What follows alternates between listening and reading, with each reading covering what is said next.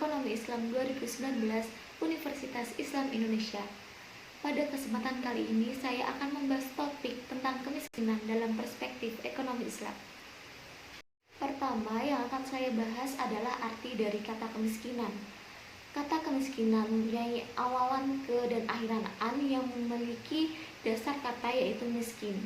Dalam Kamus Besar Bahasa Indonesia, kemiskinan mempunyai persamaan kata, persamaan arti dengan kata kefakiran yang mempunyai kata dasar fakir yang berawalan ke dan berakhiran an.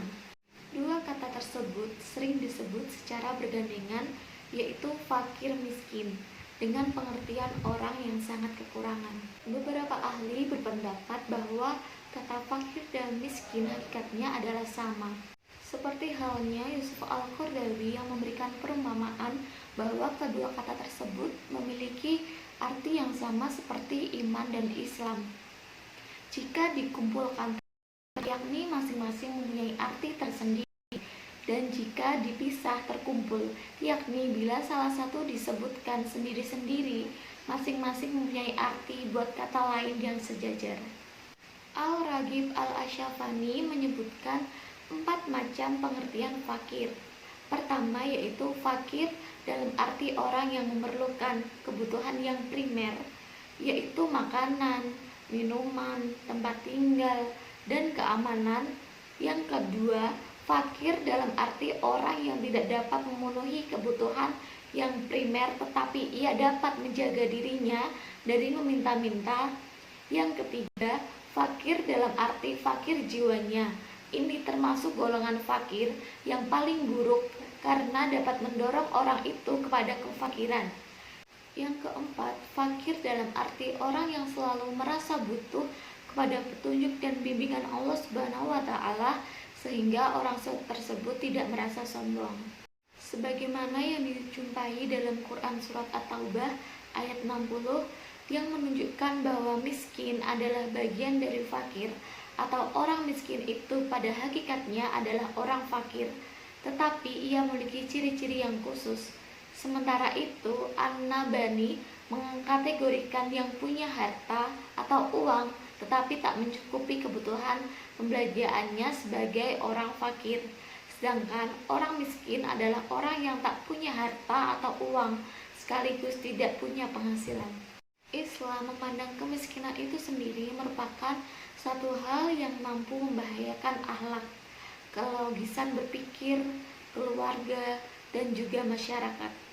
Islam pun menganggapnya sebagai musibah dan bencana yang seharusnya memohon perlindungan kepada Allah Subhanahu wa Ta'ala atas kejahatan yang tersembunyi di dalamnya.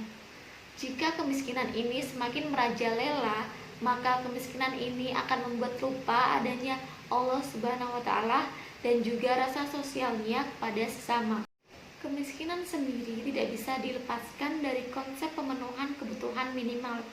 Dalam Islam, definisi kebutuhan pokok ini bukan hanya terkait dengan aspek kebutuhan material semata, namun juga terkait dengan aspek kebutuhan spiritual dan beribadah kepada Allah Subhanahu wa Ta'ala. Sebagaimana firman Allah dalam Quran Surat Al-Quraisy ayat 1-4 yang artinya, karena kebiasaan orang-orang Quraisy, yaitu kebiasaan mereka bepergian pada musim dingin dan musim panas, maka hendaklah mereka menyembah Tuhan pemilik rumah ini atau Ka'bah yang telah memberi makanan kepada mereka untuk menghilangkan lapar dan mengamankan mereka dari ketakutan.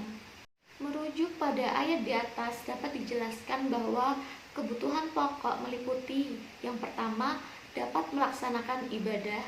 Yang kedua, terpenuhinya kebutuhan sandang, pangan, dan papan. Yang ketiga, hilangnya rasa takut. Dengan demikian, dimensi kebutuhan pokok ini bersifat multidimensi, di mana tidak hanya material namun juga spiritual, serta tidak hanya bersifat duniawi, melainkan juga ukhrawi. Oleh karena itu, dalam mendefinisikan kemiskinan, perlu adanya perhitungan dan standarisasi terhadap kebutuhan minimal ibadah dan spiritual dan harus dapat dikalkulasikan serta didefinisikan dengan baik. sehingga definisi kemiskinan pun dapat dikembangkan menjadi kemiskinan material dan kemiskinan spiritual. Melihat fenomena tentang kemiskinan, Islam sebagai sebuah agama yang berasal dari langit diformulasikan bukan hanya untuk mengukuhkan eksistensi Allah Subhanahu wa taala semata. Akan tetapi, Islam juga diperuntukkan secara konkret bagi para pemeluknya yang berada di bumi sebagai media yang bertujuan untuk memerdekakan manusia dari segala macam belenggu pahit kehidupan seperti kemiskinan.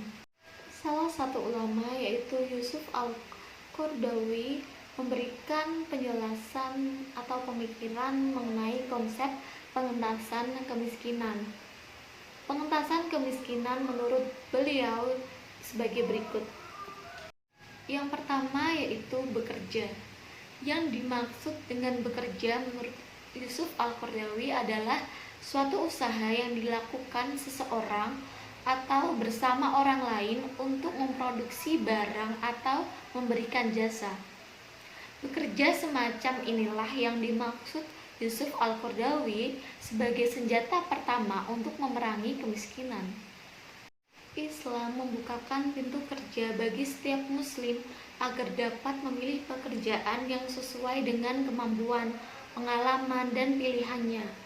Bekerja merupakan faktor utama dan untuk memperoleh penghasilan dan unsur terpenting untuk kemakmuran bumi yang merupakan tugas manusia sebagai khalifah Allah di muka bumi ini. Yang kedua yaitu jaminan sanak famili. Menurut Yusuf Al-Qaradawi, untuk mengangkat harkat manusia, Islam memiliki syariat yang orisinil dan jelas yaitu bekerja. Akan tetapi ada beberapa kenyataan manusia-manusia yang tidak mampu bekerja seperti orang yang lemah, anak-anak kecil, orang yang sudah tua renta, orang yang sakit atau cacat, atau mereka yang tertimpa bencana sehingga tidak mampu bekerja. Menghadapi kenyataan seperti ini, Islam bertekad menyelamatkan dan mengangkat mereka dari lembah kemiskinan, serta mencegah dari tindakan mengemis dan meminta-minta. Yang ketiga yaitu zakat. Tidak semua orang miskin mempunyai kerabat. Apa yang dapat mereka lakukan oleh mereka yang lemah seperti anak yatim, para janda, ibu yang sudah tua renta, atau ayah yang sudah uzur, mereka yang buta, dan mereka yang cacat, sedang mereka tidak memiliki saudara. Menurut Qaradawi, Islam tidak pernah melupakan mereka secara tegas, dan pasti Islam telah menentukan hak mereka dalam harta orang yang berada, yaitu berupa zakat. Jadi, tujuan utama zakat adalah menghapus kemiskinan. Menurut Qaradawi, Islam tidak menempatkan masalah zakat sebagai urusan pribadi, tetapi sebagai salah satu tugas pemerintah Islam. Dalam hubungan ini, Islam menyerahkan hubungan wewenang kepada negara untuk memungut dan membagikannya kepada yang berhak menerima. Yang keempat yaitu jaminan Baitul Mal. Hasanah Islam atau Baitul Mal merupakan harta milik negara, baik yang berupa harta benda, sarana dan prasarana yang dikendalikan dan menghasilkan jasa pelayanan, maupun perusahaan milik negara, serta sektor-sektor yang menyangkut hajat hidup orang banyak, pajak dan 1/5 dari harta rampasan perang. Selain zakat merupakan sumber utama dari Baitul Mal. Qaradawi menjadikan Baitul Mal ini sebagai sarana keempat pengentasan kemiskinan. Ketika perolehan zakat tidak dapat memenuhi kebutuhan mereka yang membutuhkan, harta kekayaan pemerintah muslim yang terhimpun dalam Baitul Mal dapat digunakan. Yang kelima yaitu kewajiban di luar zakat. Ada beberapa kewajiban selain zakat menurut Al-Qaradawi merupakan sumber bantuan yang cukup signifikan dalam rangka menghapus kemiskinan. Beberapa di antaranya yaitu yang pertama yaitu hak tetangga. Rasulullah SAW bersabda, "Siapa yang beriman kepada Allah dan hari akhir hendaklah ia memuliakan tetangganya. Yang dimaksud tetangga dalam konteks ini bukan hanya orang yang bersebelahan rumah dengan kita. Menurut ajaran lama, 40 rumah dari semua sisi rumah kita termasuk tetangga. Jadi, boleh dikatakan bahwa penduduk satu kampung adalah saling bertetangga. Yang kedua yaitu berkurban pada hari raya kurban atau Idul Adha.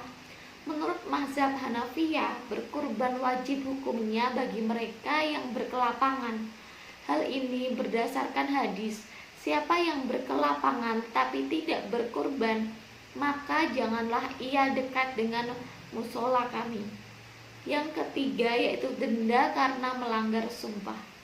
Yang keempat yaitu tebusan zihar, yaitu barang siapa yang mengatakan kepada istrinya, punggungmu seperti punggung ibuku atau saudaraku, atau serupa dengan itu, haramlah baginya istrinya sampai ia membayar tebusan budak. Bila tidak ada budak, ia harus berpuasa selama 2 bulan berturut-turut.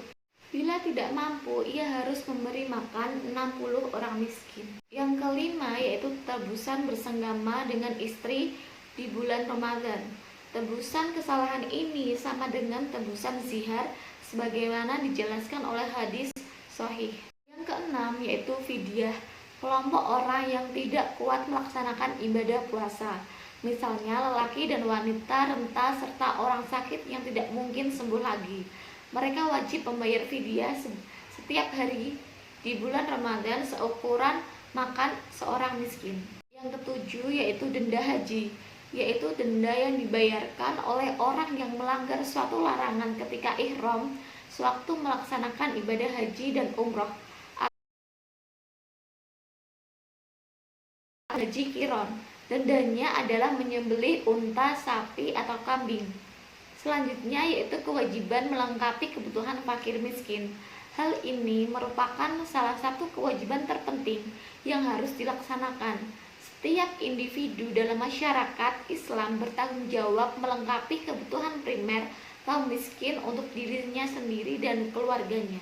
Pengentasan kemiskinan yang keenam yaitu sedekah sukarela dan kemurahan hati individu. Islam tidak hanya menetapkan berbagai kewajiban dan ketentuan di kalangan pengikutnya, ia pun berupaya menciptakan jiwa yang bersih, pemurah, dan penyantun. Dari keenam sarana pengentasan kemiskinan tersebut, dapat kita lihat bahwasanya sarana sosial mempunyai andil yang besar dalam membantu pengentasan kemiskinan. Islam mengajarkan agar setiap manusia hidup saling tolong-menolong dalam masyarakat, menjalin keadilan antar umat sehingga tercapai kesejahteraan bagi masing-masing individu dalam masyarakat. Cukup sekian penjelasan yang bisa saya sampaikan. Kurang lebihnya mohon maaf. Wassalamualaikum warahmatullahi wabarakatuh.